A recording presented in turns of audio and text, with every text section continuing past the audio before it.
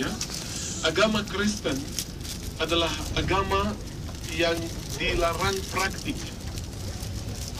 Agama Yahudi diizinkan, tapi agama Kristen tidak diizinkan. Makanya Bapak Ibu, orang Kristen yang ditangkap praktik agama Kristen, mereka sangat menderita.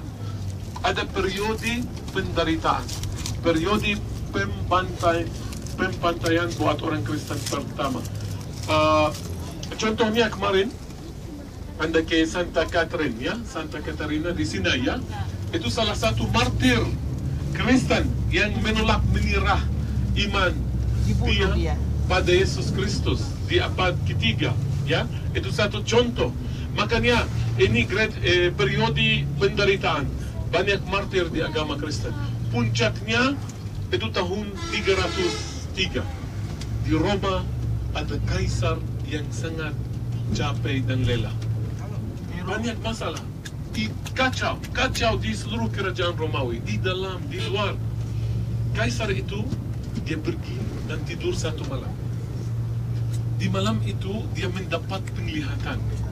Dia melihat tanda salib sama domba dan sama malaikat yang suruh dia, oleh tanda ini you will conquer. Dengan tanda ini kamu akan mengalahkan. Keesoknya hari dia suruh semua tentaranya angkat tanda itu atas bendera mereka.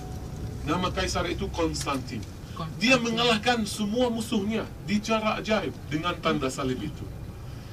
Setelah itu Konstantin mulai menyelidiki agama Kristen.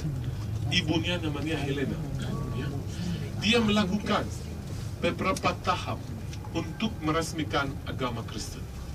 Tahap pertama yang sangat penting Bapak Ibu, zaman Konstantin banyak versi tentang Yesus. Siapakah itu Yesus?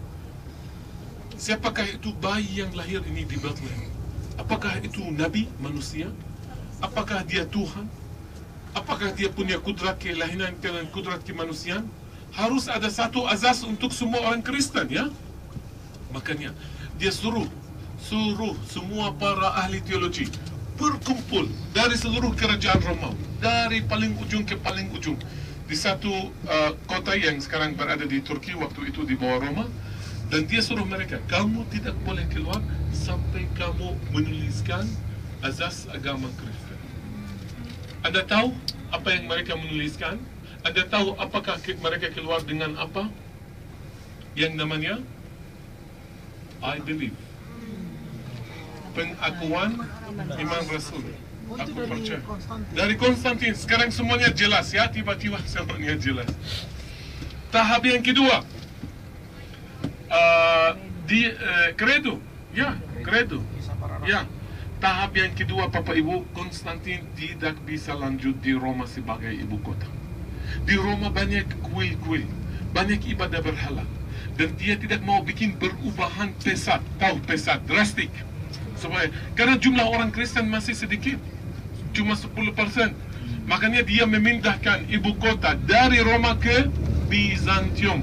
Oh, itu Bizantium. Dan periode dari Konstantin itu mulai era namanya era Bizantium. Kalau Bizantium itu artinya Romawi jadi Kristen, orang Romawi jadi Kristen. Bizantium. Di mana Bizantium itu hilang di jejak sejarah manusia? Namanya cepat sekali diubah jadi Konstantinopel. Bizantium itu sama Konstantinopel, yaitu sekarang ini namanya Turki, Istanbul di Turki. Ya. Tahap yang ketiga Bapak Ibu, Konstantin suruh ibunya, dia kasih tugas untuk ibunya supaya cari semua tempat ini peristiwa Alkitab dan membangun gereja, supaya memperkuat iman orang Kristen, supaya mereka mulai datang dan kunjungi semua tempat ini. Dan dari 329 mereka membangun gereja atas kandang di mana Juru Selamat lahir. Ini yang kita akan melihat dari Helena, dari 329 masih berdiri di dalam keadaan utuh sampai sekarang ini. Dan orang Kristen mulai mengalir ke sini.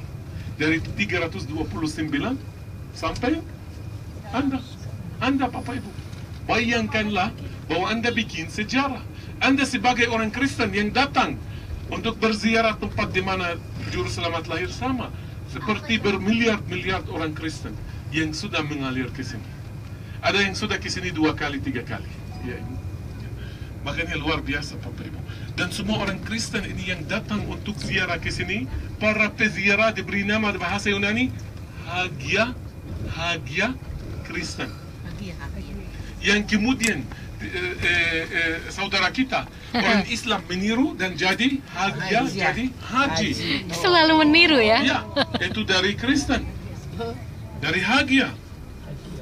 Ya, cuma mereka mengubah ucapan mereka sedikit sulit, Hagia jadi Haji. Makanya Anda Hagia Kristen dan mereka Haji Islam.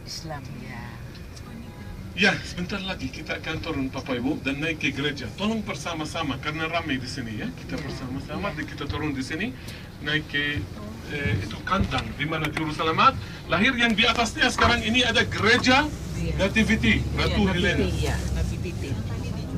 Apa artinya Nativity? Gereja Helena. Iya, tapi kan artinya apa Nativity? Ya, namanya.